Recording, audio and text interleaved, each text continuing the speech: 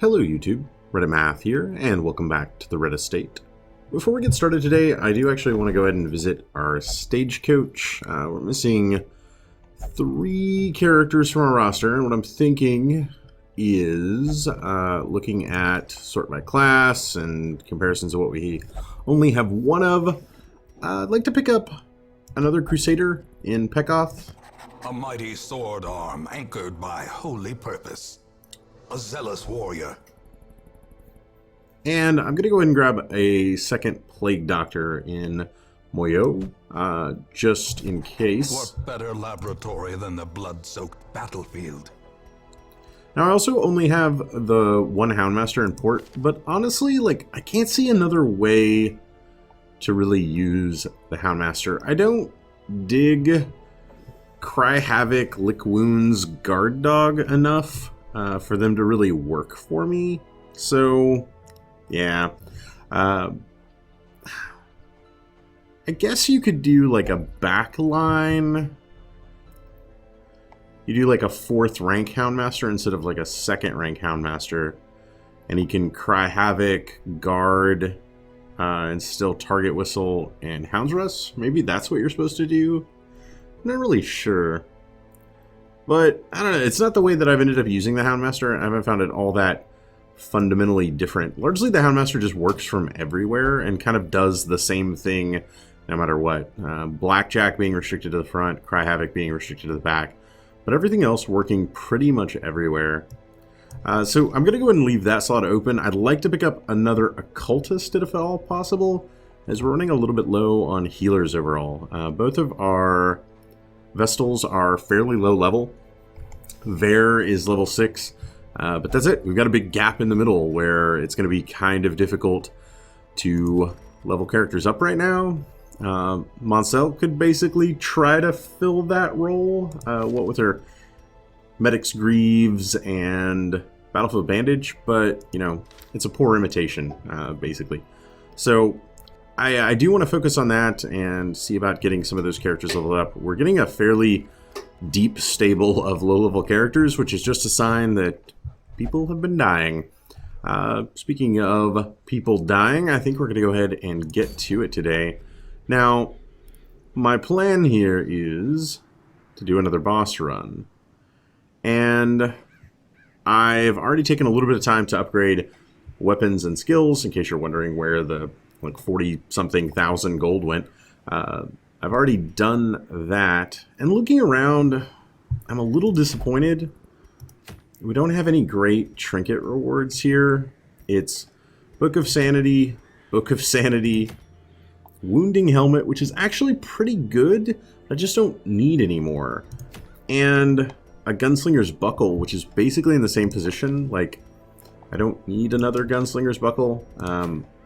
Just like I don't need another Wounding Helmet. So it's really just a choice of which one do we want to fight, I guess. So looking at it that way, need to do a lot of damage, largely to the front row. Thinking of the different bosses. So the Formless Flesh is everywhere. The Necromancer's Lord starts in the front, but then summons to push himself back. Thralling Siren is largely in the front. The Brigand 16-pounder needs somebody that can consistently hit the back. I think I'm going to try to revisit the Necromancer Lord. We've had some fairly poor luck with that boss fight in the past, but I think it's about time. Also, actually, before we go do that... Success depends on survival. Indeed it does. That is actually the last heirloom upgrade that we needed. So we can now completely ignore heirlooms. Hopefully that means we get to focus a little bit more on gold income and therefore make our economy sort itself out a little bit more. That's actually, I'd rather have a legendary bracer, which is a good all-around trinket, than another Gunslinger's Buckle. They're just all so meh. They really are. But oh well. I think this is it. We're going to go ahead and try to get a little bit of revenge here and see if maybe we can't finally put that Necromancer Lord back into his grave. Now, we have been here before. Things have not gone great. So, I tell you what, I'm going to go ahead and overstock a little bit on food, a lot of it on torches. We'll go with 12. We're heading into the ruins, which doesn't really favor either of those. Does need keys and a whole lot of holy water, though. So something like that. The curse of the ruins so far has been every time we have stepped into the boss map, he has always consistently been completely on the other side of it. We've had to do an entire champion level dungeon run and then fight a boss at the end, which has not been good on our stress levels. With that thought, let's stick with this. I think this should be pretty consistently fine. You know what? Due to the fact that we're bringing in a cultist, let's just grab a couple of extra bandages. And is there anything that the medicinal herbs does in the runes that I'm forgetting? The Iron Maiden. Otherwise, the alchemy table produces loot. Yeah.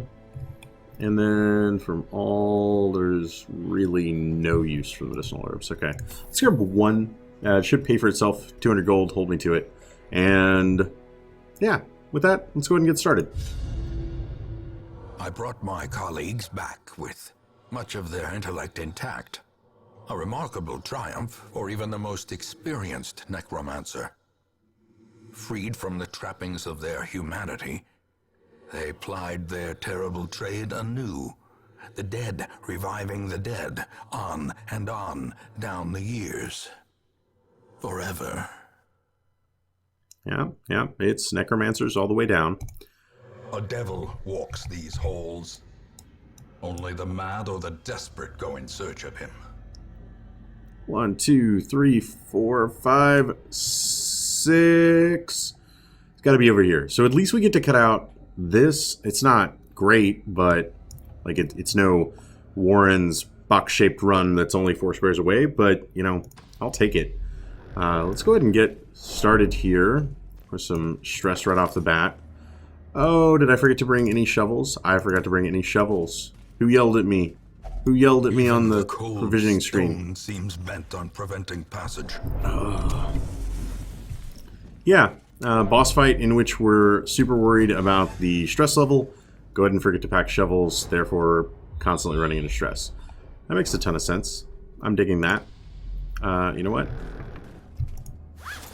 Sack's contents of mine, 250 gold. Now I'm just getting cocky, right? No, nothing. That probably was a little silly. But of course, just seeing those curios right outside of the door, I thought, why not? If I remember correctly, bookshelves are never a good idea. 25%, yeah, there's no curio that works 25% chance of a positive quirk. It's not really the kind of odds I'm looking for. Keep it going. And already been scouted. No scout that time, though. Okay. Let's see here. You generally prove to be quite deadly. Not quite enough, huh? Well then. Not quite enough there either. I am trying out, Mortality clarified in a single strike. the protection ring on this, little guy. Oh, jeez.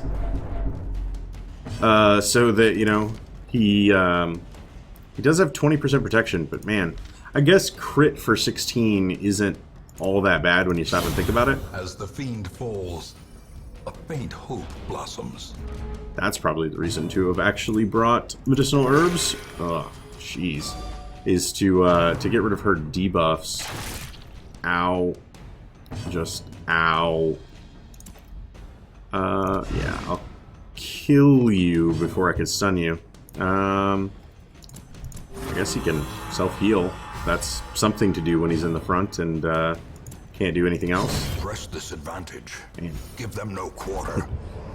Even with a 20% damage debuff, she is still hitting like a truck. Alright, a little bit more incoming damage than I want to be seeing right off the bat. And stress levels already piling. Wonderful.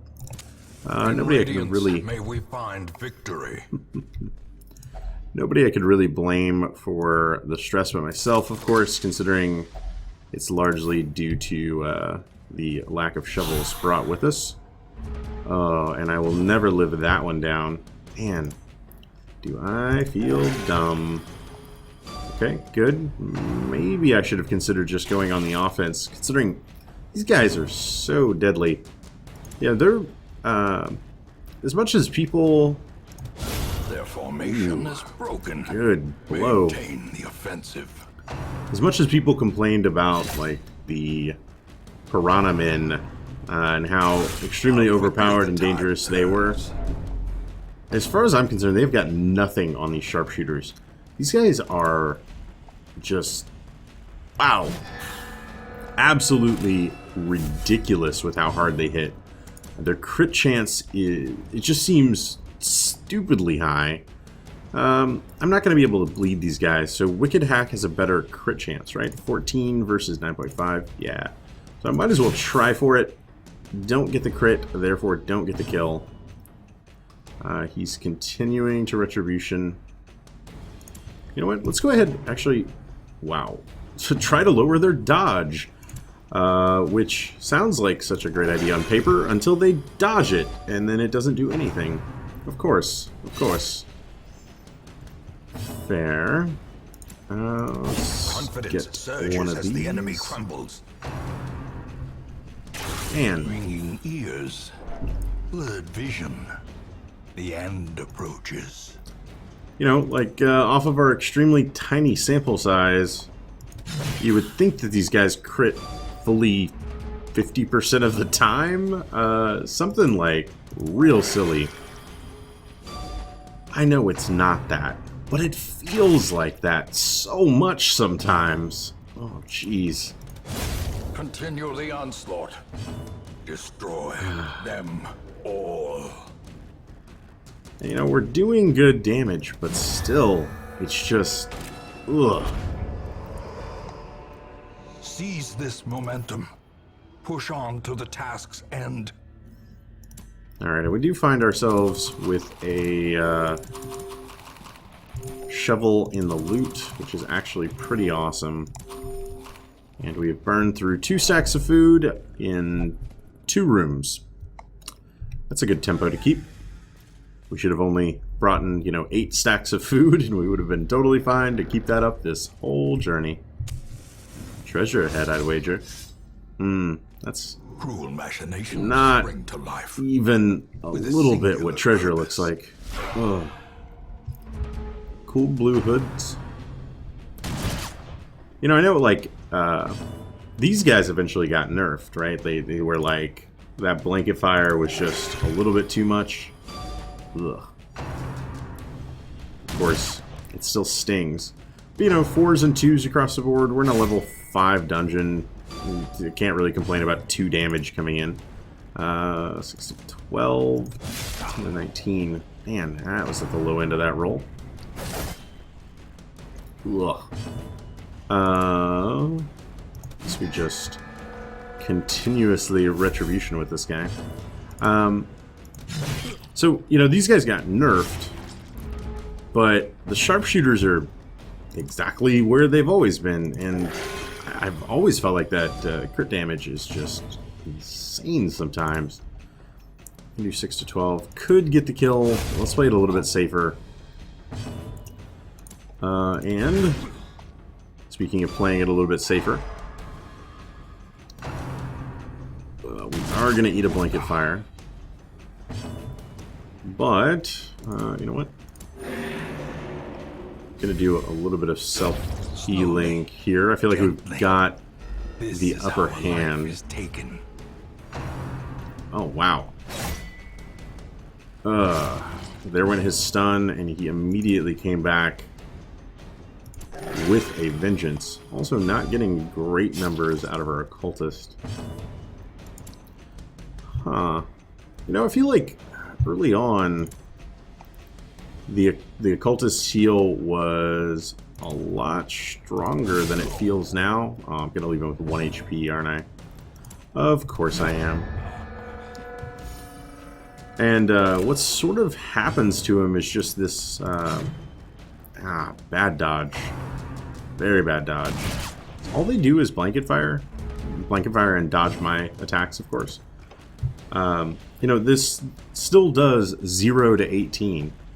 And early on, when 18 meant, well, it could heal, you know, for max HP of a character, 18 felt pretty strong. Even if you got a couple of low rolls, it sort of balanced out in the end. Blow to body and brain. Jeez. That's probably worth the bandage. Go ahead and heal him. But in the higher level dungeons, I have a lot of trouble trying to justify it. A trifling victory, but a victory nonetheless. Unlike the Vestal, who, if nothing else, has trinkets. As the light gains purchase, spirits are lifted, and purpose is made clear.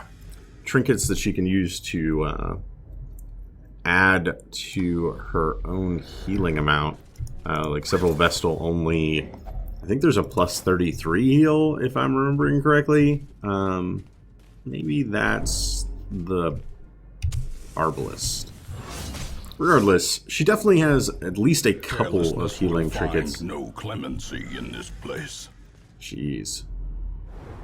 Oh, that is like the best scout. Of course. 2 fights. Alright, so this is going to be it. We're going to go ahead and camp here. We'll feast. Circle in the dark. The battle may yet be won. Stress is actually a pretty giant concern. So what I'm thinking is we'll go ahead and quarantine. And then Shroud, Reflection. Okay, so he got his accuracy buff. She can accuracy and damage up, or he could self-dodge, everyone dodge. Man, such good all-party buffs. Okay. 1 companion. Probably not going to try to put all my eggs in one basket like that with a self. Let's go with all companions dodge. I think I like that. The key to avoiding your enemy's blows is to move your feet. I like it. It seems like a totally relevant piece of advice. Oh, don't. Closes in, haunting the hearts of men. Of course it does. Welp. Stress is of the utmost concern. Devastating blow. So that devastating blow certainly helps with that. And then let's see about stunning one and just murderizing the other. Good. Let's see how the murderizing part goes. Meh. Oh, bad dodge. Okay. Nothing else. We've got a little bit of opportunity to heal up here. 27 and 46. Let's go with him. Ooh, big heal. Loving it. Alright. And then do the same? I mean, doesn't get the stun. Instead kills him. Okay. Not the worst thing that could have happened. One Sid. Just stop him from doing any more incoming damage. The match is struck. A blazing star is born. Alright, something like that. Yeah, I can't be the only one. You know, I feel like early on, the entire, like, bleed mechanic and everything, like, it feels good. Ugh. Watch your step. Jeez. So much damage. The Vestal and Occultist, like, I think feel like a really good sort of balance between the healing classes that you could bring in. They're relatively diverse. They definitely, like, they feel different when you bring them into combat, and that's good, like, so that it's not just an interchangeable healing class. However, let's try maybe something like this. Fairly quickly with the Occultist, if you're using him as a dedicated healer, I feel like the smart play... Oh man, big hits. Awesome. Follows up with a breakthrough. Oh, glorious. Glorious day. It feels fairly just standard. One. For you to get a cleansing crystal and then never care ever again about the fact that theoretically... You know what? We're about to step into a fight where this might actually matter. Okay. Once you... and there's nothing I can do to the back row, so I guess we're self-buffing all around. Once you pick up a cleansing crystal and the built-in resistances of the character classes themselves as they're leveling up, Well struck. sort of combines to put you in this position where you can just ignore the bleed. Remind yourself that overconfidence is a slow and insidious killer. Alright, Iron Maiden. That is why we why we brought medicinal herbs, right? Really? A bandage and 25 gold?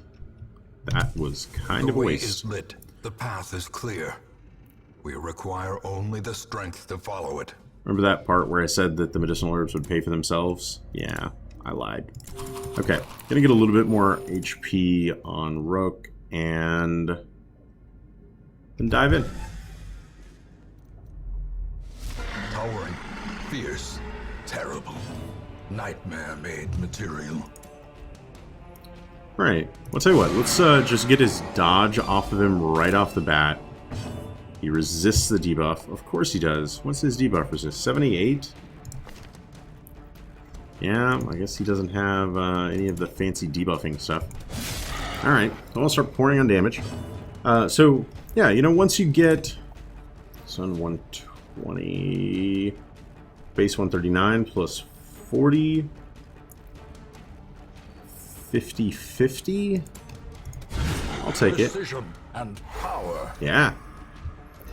Alright. Totally sound. Huge damage for this next turn. All she can do is break through, though. You know what? I'm actually going to Adrenaline Rush. Hopefully that ends up paying off on the next turn. Decent enough damage. I could try to do this again, or start getting a little bit of HP out there. Yeah, so once you can sort of start shrugging off the bleed chance, these black arts, fascinating and terrifying. It just sort of feels like any other healing with like a fairly large dice roll variance. Ooh. Oh yeah, he does bleed. If it bleeds, we can kill it. And at that point, I don't know, like, he just sort of loses his whole shtick to me once it stops being the character that, you know, has the potential to... Jesus. that has the potential to fully heal a party member. Impressive. Not bad. In like a single heal, he starts being just like, I don't know, the guy that just kind of does a thing. He can throw out healing. Oftentimes it's not worth it. Yeah. This is looking so bad already.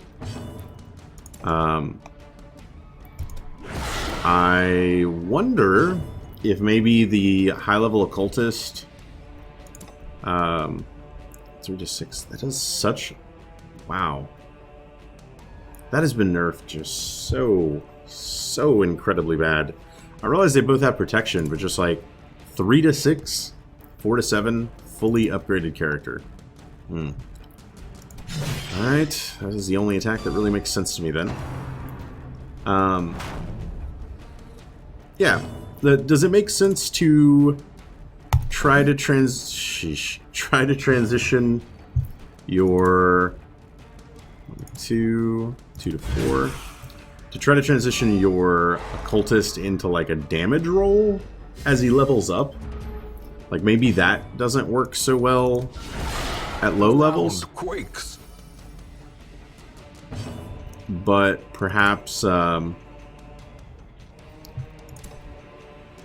to 9, why not? You know, perhaps the second rank. Perhaps the second rank occultist can work at higher levels, but can't at lower levels. Like, is that a thing? 5 to 9. A singular Good strike. crit. That's actually fantastic. And can totally guarantee 8.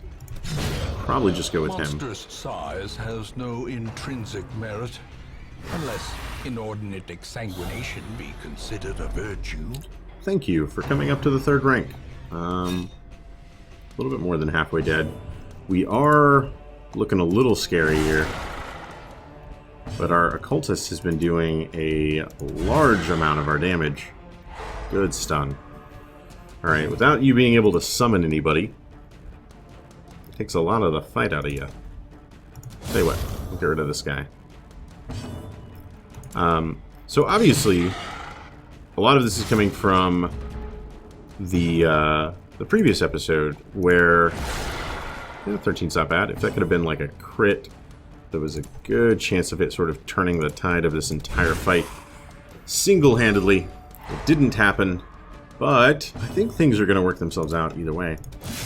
You know, if you haven't watched the last episode, well, you should, because it's crazy. Like, absolutely crazy. A character dying early on leads to 3 characters making their way through all but like 2 rooms of a dungeon. Why would I split that? I wouldn't.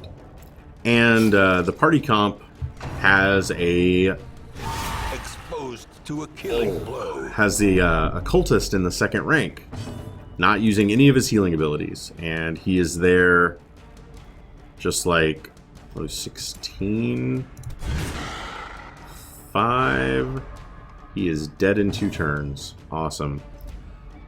Using none of his healing abilities, it's just a straight like damage dealing occultist from the 2nd rank the entire time. Does it work? I think so. I mean, kind of. I didn't take him into the dungeon with that being like where he was going to be, so you could probably have optimized it a bit, but yeah, I mean, I think it works. With no living sinew to actuate them, will these walking bones finally fail? Well, let's hope so. Yeah, so with without, you know, the correct trinkets and all of that, I still think it worked. Be wary. Triumphant pride precipitates a dizzying fall. Okay, what do we want to do here? We want the trinkets, if at all possible. I think we're pretty much done. We're out of food, and so that usually signals the end of any dungeon run. So just something like that, and take the rest. I've not really ever considered... Really? We can see... There's a value amount? Okay, so that's worth 20. What's this worth? 25. Okay, well, then, yeah. I mean, that's pretty much sorted for us. What's 5 each? So that's worth 30. So more than a skeleton key. So that, maybe? Oh, of course, that's worth more than 15 each. 15 each. So that'd be 30. That'd also be 30. Okay, I'm totally overthinking all this. Yeah. All right, we're gonna go ahead and return to Hamlet.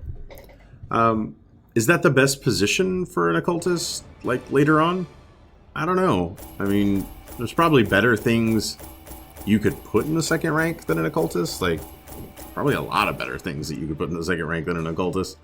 Although he does work there. And I've always found it a little strange, you know, he has a stun ability that only works from that position for first and second rank. I'm not exactly seeing an awful lot of first rank occultists. I don't know. That'd be an interesting one, right? Okay. Beast Hater, Irrepressible's not bad. Holy Slayer, though. That probably helped out quite a bit down here, actually. Natural Swing, I like. Replacing Hard Skin, though, on a Man-at-Arms isn't so great. Nah. Warren's Explorer, not exactly fantastic. Alright, so what started off on a little bit of a rocky start for the dungeon itself actually turns into a relatively straightforward boss fight. The terrible wonders I have come to know. Alright, Crone decided to finally find his way back from the Drunken Bender. This was the same one in which Omond lost her stunning satchel. Thankfully, she was able to find it. Namely, we had another one that we had picked up recently, so that was actually a pretty easy replacement. Yeah, and he actually reinforced that for... I'm trying to find the gold in my economy to start reinforcing some positive quirks. So I don't just constantly have characters like sorting through random wheeled adventurer and other useless things. So anytime I'm sending characters in for negative quirk removal now, I'm trying to find something positive that I could also lock in. Monsal also finally came out of stress relieving and totally in a position to send out. Love it. Actually, could probably use a little bit of stress relief as well. And do we have another occultist? We do. Mary. I probably wouldn't appreciate me pronouncing it that way. I'm going to go with like Marie. Marai? You're Mary, okay? I'm actually going to go ahead and grab him. To fight the abyss, one must know it. Yeah, indeed. And now we've got 3 level 0 characters and Bournevel here. Might end up wanting to take these guys out before too long, guys and lady, in order to maybe start moving them up. I don't know. I'll have to give this a little bit of thought as to what we want to do for the next run. You, of course, have the Gibbering Prophet, also some Ancestors. This is like a much more comprehensive set of options. Of course, they're really pushing those Wounding Helmets on me. We'll do... there's another one right there. Really pushing those wounding Helmets on me. Maybe we'll try out like an Ancestors Trinket on the next run. Who knows? I hope you guys enjoyed this episode. If you did, feel free to subscribe for more videos on the channel every single day. Leave a like or a comment if you have anything to say about this or any of my other episodes. And we'll catch you guys next time.